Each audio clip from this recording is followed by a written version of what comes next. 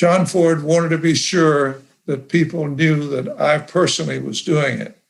So when the scene starts and they say, would you like to do this? And I said, yes. And I go over and do what they call a croup mount, where you put your hands on the hind quarters of a horse and you jump up, and the camera never leaves.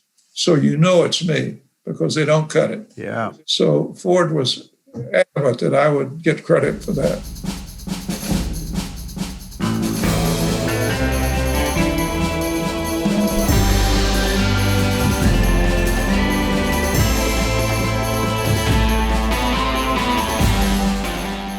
Hi, I'm Rob Word.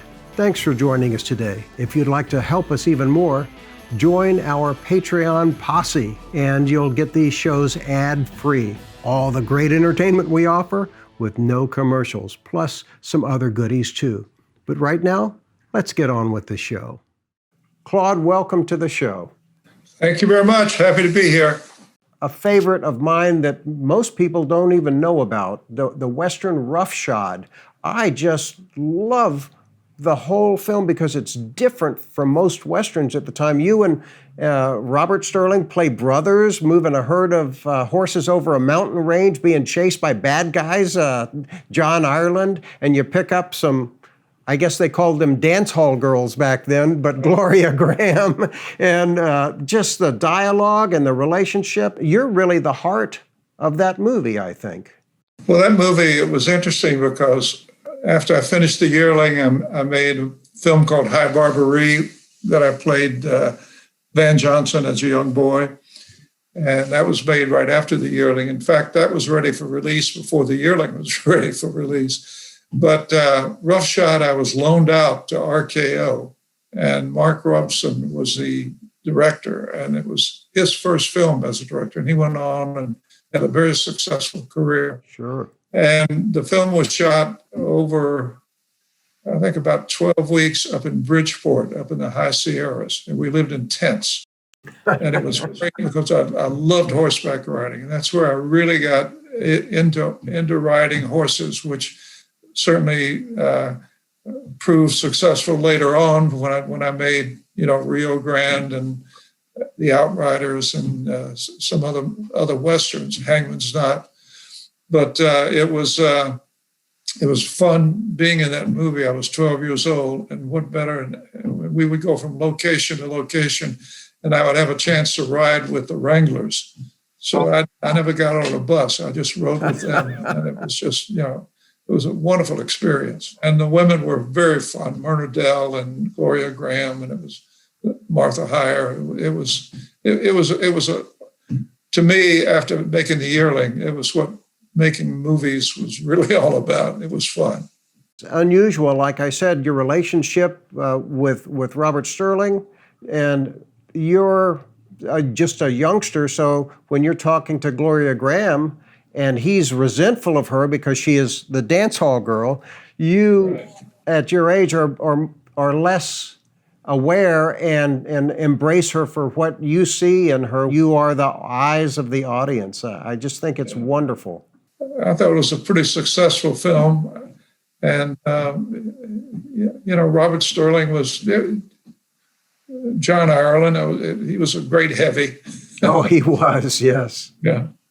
You mentioned that you were learning to do a lot of horseback riding then with the Wranglers. Well, I'll say it paid off because in Rio Grande, from what I read in Dobie's book, they had worked on these horses trying to get right and stand up instead of crouching, and they had worked for several weeks, and then you show up with your dad and you go, great, let me jump on. When you're 15 years old, you can do a lot of things. Had no fear whatsoever. So what was that really like when you showed up? Because they hadn't met you yet, and they see this 15-year-old kid jumping up and doing this that they had been working on for weeks. Well, that scene wasn't even in the script. And about 3 weeks before we left for location up in Moab, John Ford called me in and said, I want you to go out to that, whatever his farm is in the valley, and I want you to learn to Roman ride. And I said, Okay, what is that? He said, standing up. I said, all right, let's give it a try. So I went out and worked with him, and that's where Adobe, Carey, and Ben Johnson were. Of course, Ben was a great horseman. It was easy for him. But I did learn to do it. And what's interesting is that in the film, John Ford wanted to be sure that people knew that I personally was doing it. So when the scene starts and they say, would you like to do this? And I said, yes. And I go over and do what they call a croup mount, where you put your hands on the hind quarters of a horse and you jump up, and the camera never leaves. So you know it's me because they don't cut it. Yeah. So Ford was adamant that I would get credit for that. And I got to know Pat Wayne quite a bit, John Wayne's son. And Pat was one of the little kids in the movie, and he was there. And I don't know, maybe 10 years ago, I was with some other guys, and Pat was there. And one of the guys said, you didn't do that. You didn't ride that. You didn't get up on those horses and do that. I said, yeah, I did. I said, ask Pat. So, hey, Pat, did he do it? Pat says, no. He's a funny boy, isn't he?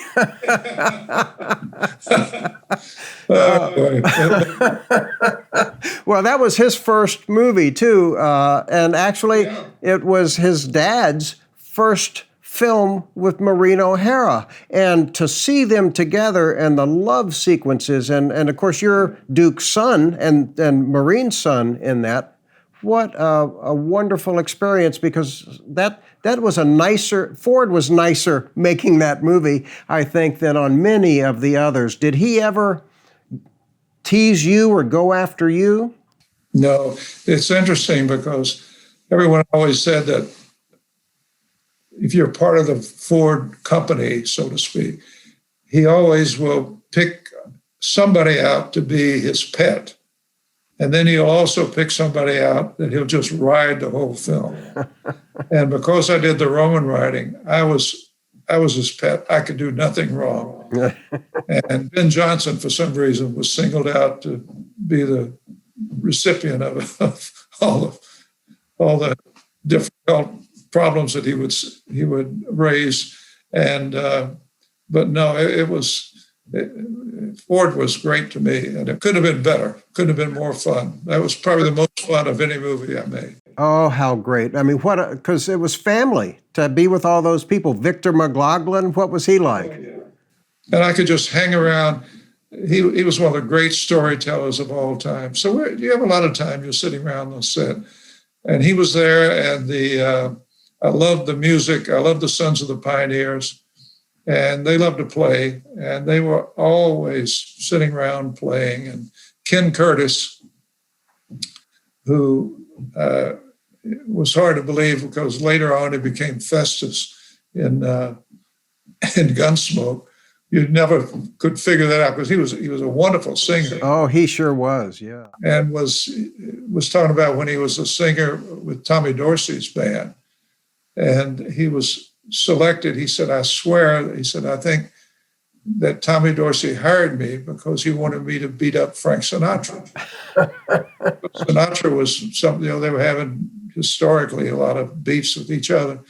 But he said Sinatra was great. He's the most friendly guy. I said he was very nice to me. But Ken was, he was quite a character. Yeah, well, Ken, married Barbara Ford, John Ford's daughter at that time. And so Ford was happy about that because then he could have Ken sing all the time to him. And he loved all those Sons of the Pioneers songs and the Irish songs that Ken could do so well. No, he had a wonderful voice, and he loved to sing. So it was a real bonus. What was Duke like on this film? Duke was very, we never were, unlike Gregory Peck in the Yearling, we never were sitting around chatting. He was very business, and he had a lot of things going on. And although the only time we saw each other was when we had scenes together, which was fine. Yeah, well, you had some great scenes together, very emotional too. Yeah, no, we had some good stuff. Well, Maureen wanted you to quit the quit the cavalry. So what was she like? She's sweet. She's beautiful, too. Yes. Quite a nice, lovely person. Well, and she played your mom, and I think she must have only been about 10 years older than you. Probably, yeah. That lucky Duke, you know. Then they went on to make The Quiet Man, and then they had all sorts of things together. As you know, Rio Grande was done at Republic. They didn't want to make The Quiet Man, and Ford needed funding to do The Quiet Man, so they said, well, you make this cavalry film for us, and we'll fund The Quiet Man, thinking that The Quiet Man was going to tank. And of course, it won Best Picture of the Year and is a classic, as is Rio Grande. Of the Cavalry Trilogy, I think Rio Grande has the most heart to it, a great romance. It's funny, because Herbert Yates was owned Republic Studios, and John Wayne had made Sands of Iwo Jima, and he had a financial interest where he was to get a certain amount of money when it reached a certain point, and Yates wouldn't pay him. And John Wayne said, I'm going to go on strike. I'm not going to work. I'm not going to work on Rio Grande. And so for 2 days, nothing happened on the set of Rio Grande. And then Yates came down and said to Ford, you've got to start working again. He says, when you quit harassing my hired help, we'll start. Isn't that a great line? It is a great line. And Ford, he hated to have any producers show up on his set anyway. Yeah, but he and that meant, Yates had it and pay him, but that was when we were all sitting around waiting. Well, he probably wrote that check pretty quickly then to make sure that happened. I'm sure he did.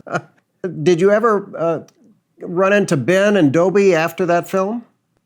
I ran into Ben a couple of times, but I ran into Dobie a lot because I used to go out to his house. We were big football fans, the Rams or whatever, and I'd go out and spend Sunday with him. And it was an open door, people coming in and out of his house all the time. When I made Great Locomotive Chase, I think Dobie was in that. And we were down in Clayton, Georgia, and we'd go out drinking beer. So we kept in touch a lot. He was a very sweet guy. And a wonderful storyteller, too. And oh, yeah. Great he put that book together. He and Marilyn, too. What a legacy. Her dad, Paul Fix, was one of the acting coaches for Duke and, of course, played Sheriff Micah on The Rifleman, too. Well, and then Dobie's mother, was Dad. Olive. She was an actor, and she was always, and Ford always found her a role in his films. Ford was very hard on actors, whether or not they were famous or not. And he was hard on Duke Wayne. Duke said, I usually make a lot more money to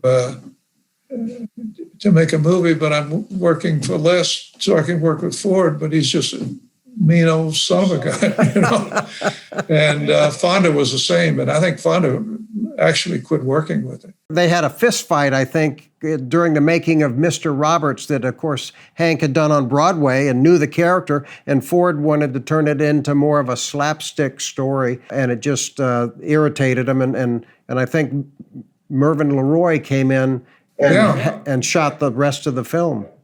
It's still a great movie, though. It's a great film. Oh, yeah, but, everything he touched had a unique quality to it, no question. Well, good. I hope we could go horseback riding sometime. I don't know All when right. that's Hey, going I to be. love your idea. I don't know whether I could take a 7 to 10 day trip. No. I don't know that I could do that anymore either. All right. Well, I hope I'll see you in Lone Pine. I hope so, too. Bye-bye. Bye-bye. Thank you.